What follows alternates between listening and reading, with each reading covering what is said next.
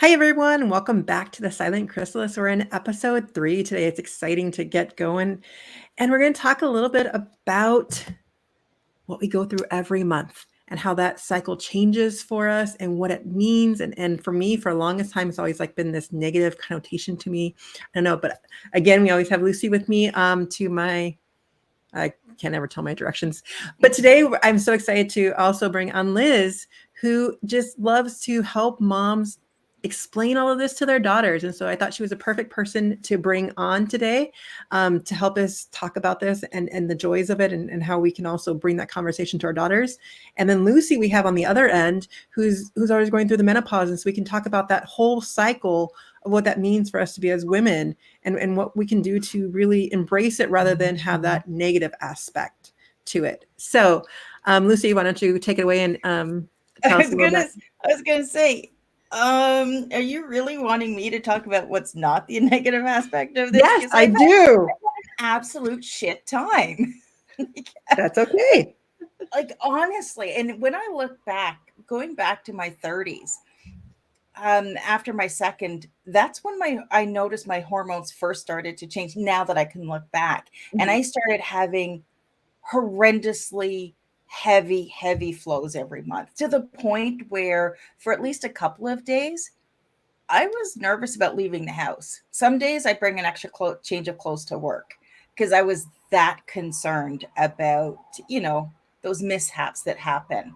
So the prospect of menopause was exciting to me because what we're basically told is, yeah, you might get some hot flashes and your period stops. Like, yay, I don't have to deal with this anymore. They leave out all of the other shit that can happen when what actually happens when your hormones are changing and what that does to your body. Everything from how you digest your food, your eyesight, your hair, your skin. Our hormones affect so many different parts of our body. Now, some women have a really easy time with menopause, just like some women, they breeze through their periods every month. And then there's some of us that it's just this whole gory nightmare of an effect going on. And you really have to become, your own self advocate. You have to become your own detective because there is so little information out there for women when it comes to what happens to their hormones at this stage of life. And ultimately, you are the best person to know your body. It comes down to you got to figure out shit for yourself. That's my experience. Well, on that note, welcome, Liz. And let's hear your take. And what brought you into wanting to help moms explain this to their little girls? Wow. Well, I will say today is my cycle day 247. So it's been 247 days since I had my last period, and I'm still counting because I'm well into my menopause journey.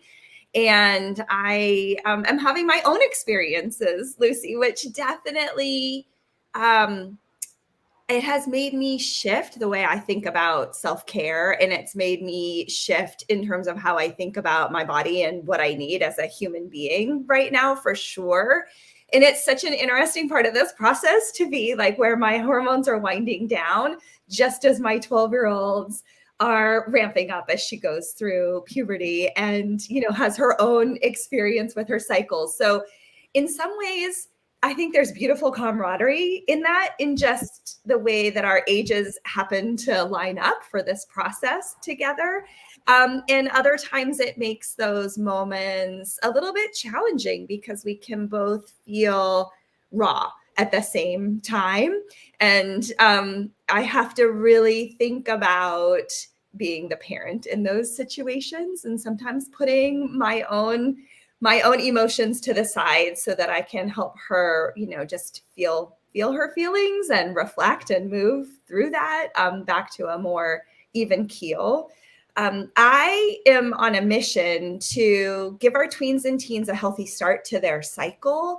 And I do that by helping moms feel prepared, feel confident, be ready, and be ready to be our tweens and teens teacher, because so much of this we are not taught. And Lucy, to your point, we start figuring things out when we need it. And I want to make sure that our tweens and teens are equipped from the beginning with understanding their whole cycle, not just how do we manage the days that we bleed, but what is happening in their body with their hormones, what is happening with their energy, what is happening as they move through life, so that they're prepared for some of the other, big transitions that come. So that's what inspires me to do the work that I do. And I think moms are just in the most powerful position to be bringing our tweens and teens along into living with their cycle. I love your mission as I have a 10-year-old now and a 7-year-old too, and going straight into that. So I can feel the other moms probably going, because I still feel that anxiety of like, how do I explain all this to her? So what are those first steps to explaining? So I want to kind of just guide you guys to where we're going to go with it. We're going to talk about the first steps, but then we want to go through all of our journeys of what that means and some of the ways that we've gone up and down throughout this. And so why don't you start off, Liz? Where should we start? Well, I would say two things are where we should start. Number one, starting with a family culture around period positivity and openness. Maybe positivity is too far of a stretch to start as we begin this journey, but I would say starting with openness. Number one, let's not hide our period products. Let's have conversations with our partners and our kids that's like, oh, I'm on cycle day 10. This is what it feels like. Or Mama's on day 1, just at the beginning of my period. And that means I'm really tired. And so we're going to do low key play today. Or I'm feeling really adventurous. I'm on day 16. Again, Lucy, to your point, we all know our bodies and our cycles the best. So whatever that is for you. But first of all, just being open, creating a culture of openness that doesn't teach our kids that we hide our periods and we hide our cycle and we hide our experience with how our energy changes throughout our cycle. So being open about that. And then number two is connecting with our own mindset, because just as a reminder for all of us, our thoughts lead to our feelings, which leads to our actions. So when we can have thoughts that are like, this is really hard for me right now. Lucy, to your point, like it looks like, there's just blood everywhere. This is a hard moment versus like, I hate my period. I hate myself. When it starts to turn inward of the like, this is awful. And we sort of get caught up in that story that our culture tells us about why our bodies are so gross and why periods are so horrible. So if we can do our best to have a mindset that is like, sometimes this is hard, and here's what I do about it. I take care of myself through my hard moments. Then we can have a feeling of empowerment. We can have a feeling of confidence, and then we can take action to support that. When we kind of approach our tweens and teens, our daughters' first periods, and we're like, oh my God, I'm just dreading this, which is something I hear a lot from parents. I'm really dreading this. I don't know what to do. I'm not sure how this is going to go. And when we can shift it to like, I'm prepared to welcome her into her cycle. I'm prepared to help lead her in this experience. Then we can start to have feelings of confidence, and we can approach conversations with our daughter in a way that's like, I've never done this before. You've never done this before. We're going to figure it out. I'm up for learning.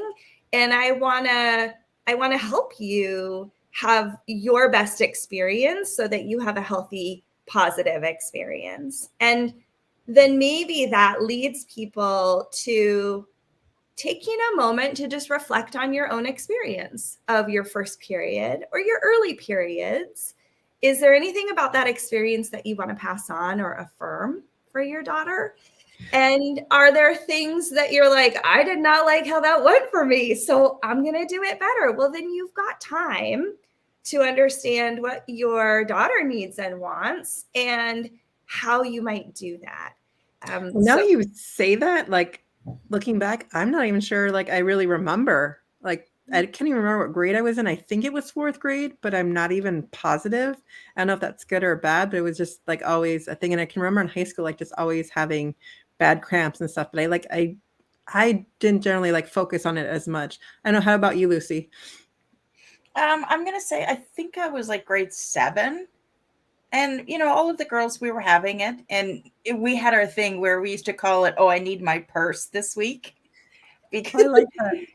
you had to make sure, like, we had lockers. You had to make sure you had somewhere to keep your stash. So it was like you always knew your friend was having her period because she had her purse with her all the time. It's not like the guys would have clued in. It was just, I mean, for me, it was just like, okay, it happened. This is what it means. No big deal. Nothing, a lot of the things that you were talking about, Liz, none of that really sort of fit into where I was, or sort of maybe what I was needing. I mean, yeah, it would have been nice to have had a bit more of that information when it comes to those different, each week is different and how you're going to be feeling. Mhm. That could definitely help a lot of girls, because I can remember growing up, you're sort of made to feel like there was something,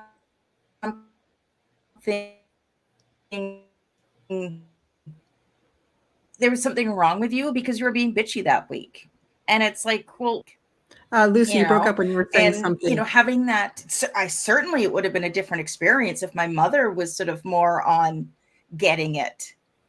But things change. Yeah.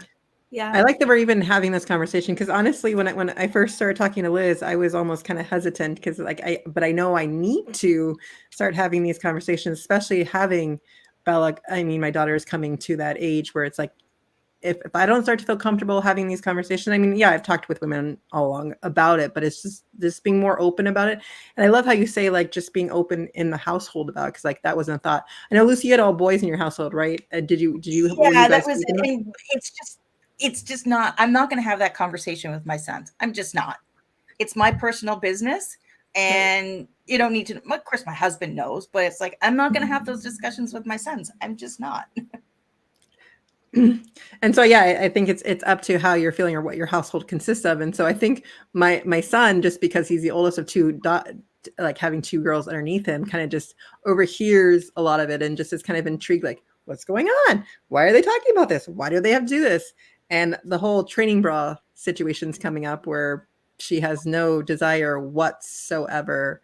And she's like such a tomboy that she hates like the thought of it. And I've got her to wear it for like all of like an hour each day during like for 2 days during the summer so far. But like by school next year, it's really time to start doing those things, and to really, any tips on that? I mean, it takes us a while to feel our way through puberty and how our bodies are changing. And some of that is so uncomfortable. And it, our kids have a lot of feelings about that whole experience. So having compassion, having understanding, and letting her manage her way through that experience is going to be really helpful, I think, because she will figure out what is comfortable for her. So maybe there's like a variety of offerings, and it's sort of like when you have a 3-year-old, you're like, it's just not a yes or no question. I'm going to give you this choice and this choice, and you get to pick. And so she has some power in that. And, she's making the decision about it, because maybe there really are comfort things that she needs to, figure out what's best for her choices. I was going to say, if she's a tomboy, I mean, there's so many different sort of sports halter top types of things. Yeah. And that's what we've been trying. I've got just kind of a Yeah. variety to let her try different ones, and just the thought of anything, it could just, I don't know, but yeah, it's something we'll keep working on. But I like how you said that, the offering. And so maybe it's giving her all the choices all at once, and letting her choose one of those, or even taking her to the store again and seeing if there's something better out there for her. But, and I think you're right. Like it's such a, both of you are kind of giving that same point, that it's so personal to how we do these things. And so honestly, like, as you were saying, Liz, like with that openness in the house, it's feeling what you're comfortable with. But the more that you're having those conversations with whoever you feel comfortable with, to have those conversations and getting them out more. Because I think as we feel more comfortable about, then we're able to share it with our daughters, but then also to share with our friends is, I mean, I believe it was you, Lucy, who said that we had like the third generation to actually go through menopause, Yeah. or Yeah. because Yeah. back in the day they passed away before Life menopause. expectancy. Yeah. Right. And plus women were having babies so much longer, so much later in life, that the whole menopause thing it happened, but just not in the same way. And there are so many different environmental factors now that are playing into sort of the different, call it the severity that some women experience when it comes to menopause. So you can't really compare the two. You really can't. Yeah. And I think the more we show up having these kinds of conversations where we're like, this is part of a normal experience of being a woman, the more we just make it normal. Like it doesn't have to be, so hush hush and so like, oh, it's a topic we can't talk about, because those messages are affirmed for us all over the place. And I think right now we are seeing more bubbling around our menstrual cycles, menopause, first periods. We're starting to see, a little bit of that change where we can talk about it, but I'm ready to push that a little bit further in our normalizing of this experience, because we're all having it's all going to happen. journey. So the more we do it, the more it becomes okay for other people to do it. So how do you suggest, either one of you, approaching, like, for women I mean, we've been told for so long to hide it, to like keep that information to yourself. And so it's kind of like this almost like energy in us that we're like, okay, this like secret that I can't share with anyone. Any suggestions on how to start coming out to like share that with other people, or who we should start that with? I'm going to say that no matter where we are, no matter what phase of life we're in, I think the most important thing to remember is my body, my choice. And that comes to, it's like we were just talking about your daughter and her preference for bras. It also comes down to whether you prefer to use a pad, a tampon, or a cup. It's your choice, what you're comfortable with. And then the same translates into midlife, because some women choose to go on hormone replacement and some women don't. It's all about, as I said earlier, knowing your body and what works for you. So however you have the conversation, however you want to approach this, it comes down to what you want first and your comfort level. Yeah, I agree. And I think wherever we can, just share our own experience, I think is a good starting point. Sometimes we want to jump right into like, oh, this is what you should do, or this is what you should think about. And as we're, just starting to talk more about things, maybe it's more just like, this is my experience. This is who I am today. This is how I feel today. This is what's going on for me. Lucy, you were really open at the beginning of this. Like, here's my experience, right? And I'm really open. Here's where I am in my cycle. And so just starting there to be able to say, we're both normal. These are our experiences, versus the like, this is what you have to do, or here's my advice. That can come later as you build relationships and like have other kinds of conversations about things.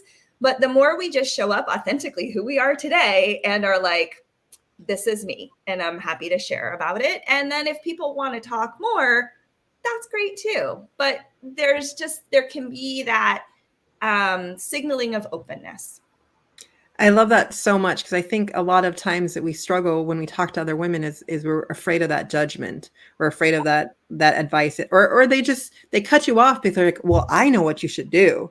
And then you don't even get to express yourself. And so I think that that's just great advice in general for us when we're speaking with other women, as we start to realize that we don't need to fix everything. That a lot of times, especially as we know that we're like, our husbands are sitting there trying to tell us exactly what we need to do. And we're like, just listen to me. And so I think we need to do that same thing as we think about other women as well. Like, they might be complaining or saying what's going on with their kids. It doesn't mean you need to tell them what their kid needs to do.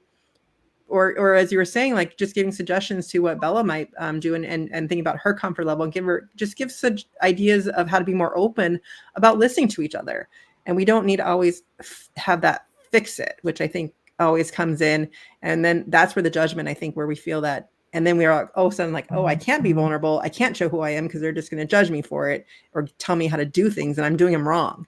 Mm-hmm. And so I think as we start to be more vulnerable and open with each other, just to have that in your mind as you have those kind of conversations, or any kind of conversation, really.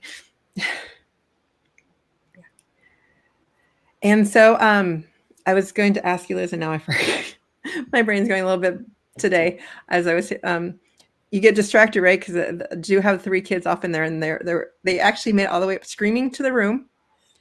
No one's screaming now. They're already back downstairs happy in the midst of us having this conversation. It's kind of funny listening to the background noise in the house as the kids are learning how to interact. But I'm actually glad I didn't jump in because they're getting to the point where they need to solve their own conflicts. And so I think that's as we start to, one of the things that was coming to me as we were talking about this also is just letting them, as we're telling our girls about this, is to give them the suggestions and let them come to you and just to have that openness in that conversation. And I think as we get to menopause and having those, it's been such all along I've just felt like it's always anything to do with the period was just hush, hush, hush. And so it is that feeling of like, for me, like I can feel in my stomach right now, this conversation is still quite a bit uncomfortable for me, even though I'm open about a lot of different things. But like, for instance, one of the things I'm going through is because I have an IUD is trying to figure out how that hormone balance even works with me. And do I want to keep it or what, or all those things that go with it. And then almost like it. So it's always just having those kind of conversations in your head. Like, should I share this? Should I not? And I think just the more that we kind of like get out there and just in it, when you feel like it is a safe space, because I felt like you two are so comfortable right now. Like I have no problem expressing that right now. And so I think, as I love how Lucy said, just at your comfort level, look for the people you feel comfortable talking with and expressing some of these things with, because the more we see the beauty in who we are as women, the more that we let that identity come forth and we can be that vulnerable selves and share this experience together rather than tell each other how to be in this experience. I think that's what it really comes down to. Mm-hmm. And goodness knows, as mamas, like we need support. We need help. We need each other to make our way through parenting and midlife and, all of our changes. We need each other. And one of the ways that we overcome those internal shames is by having empathy for each other. So when we're in that conversation and we can just say, thank you for sharing, like I hear you, versus coming in with our own experience right away, we can just like take a little moment to have empathy in a conversation and then also share your own experience. But sometimes we ping pong really quickly from like, oh, this is me. Oh, this is me. And the conversation like doesn't always get deeper because everybody is just trying to say their thing. So that kind of empathy really helps us go, oh, Michelle, you're normal. I have a copper IUD and I'm having those same feelings about it. Like, how much longer do I have this in my body? Why did I make this choice? Like, why was this the right choice, for us at the point that I got my IUD? So yeah, it's hard to be the first person. And then you have to respond to when somebody's open with you. How do you want to be in a relationship with somebody? And how do we as moms give each other some space and grace to make our own choices? And it's just, our culture can be so full of judgment and choosing sides and choosing ways. And it just, as humans, we can find another way, I feel like. I love that so much, Liz, and I see what you're saying, and even like when you just mentioned that right now, all of a sudden it's like in me, I felt like that's like it's okay, like that I shared that, you know what I mean, and I think the more that we do that, the more open we are, and even like the thing that I want to add to that was even just in my choosing, part of it was just because of the struggle I was having with my husband and him not wanting to go to the vasectomy route, and then it was that choice of what can I do that I feel comfortable with as a woman to further this on. And so that's where I came to my decision. And that still, I can still feel a resentment in me at times and trying to let that go. But I think having these conversations saying, you're not alone. You're not the only one in this situation. Like we're in this together. And you're like, okay, I can start letting some of that resentment go and just move on. And this is where we're at because we can do this together. Yeah.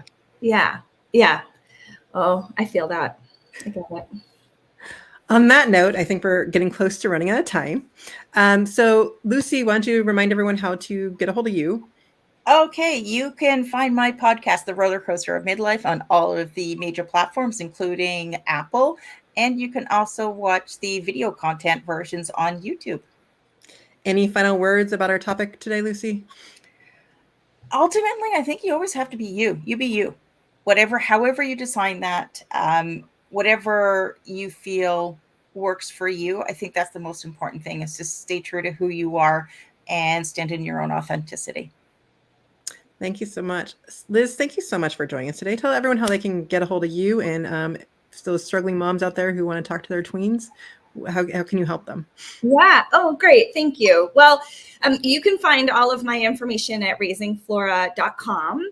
I offer classes. I offer cohort experiences for parents, really mostly moms. And I offer one-on-one consultations. I just did one yesterday, and it's a really helpful experience to just come and ask me all of your questions, not in front of a whole bunch of people, and sort of puzzle through what's important to you. What are your next steps? How do you want to have these conversations with your tween? So I do classes, cohorts, and consultations, and you can find me at raisingflora.com. Thank you so much, Lucy and Michelle. Like, it's been delightful to talk to you, and thank you. Thanks again for having me. Thanks for being on here. And also for those of you that are watching today and want to experience what it's like to have a chance to have that comfort and a space to have those conversations, I will be hosting with Workshop for Moms tomorrow a virtual women's circle, which is just a spot for you guys to come in. It is in Zoom, but you will never believe how much connection you can have in 1 hour in Zoom till you give it a try. So it's an experience that I highly recommend you coming. I'll have the link to Eventbrite in the description. But again, you always notify me on connectingmamas.com. And if you want some one-on-one time or working towards getting that group class, and really just about connecting moms together so we can have more of these conversations and figure out what are our dreams together and how do we get there and how can we actually support each other in it? Because that's what it comes down to, is when we have that support in that group and we have, just like today, we have the people where we feel comfortable having these types of conversations with. So come back. Also come back next week and join us again. Thanks, everyone. Bye.